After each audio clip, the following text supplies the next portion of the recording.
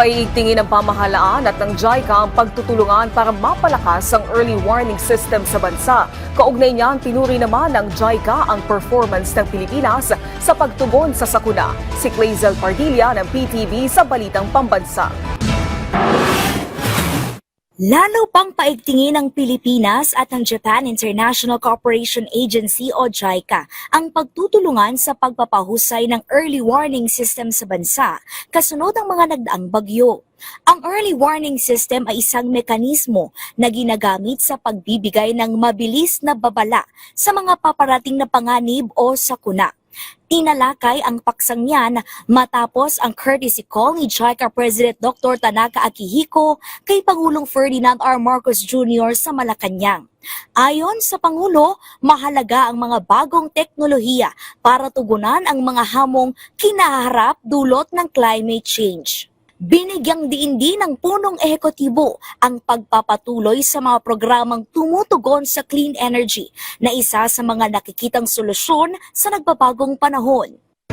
JICA has always been an important partner for the Philippines. It started off only infrastructure, but now you expanded into other areas. So we hope we can continue, especially the big projects that we have now. Isang JICA sa mga ahensya ng Japan na nagbibigay suporta sa iba't ibang bansa, kabilang ang Pilipinas. Pinuri nito ang natatanging performance ng Pilipinas sa pagtugon sa sakuna na maikukumpara sa mga advanced o mas maunlad na bansa. Maituturing anyang mababa ang bilang ng mga naitalang casualty o nasawi sa Pilipinas sa kabila ng dami ng mga bagyong tumama sa ating bansa.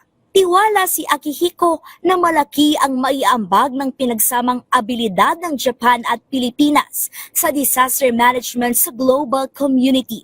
As a country, sharing the similar fate of having lots of typhoons, but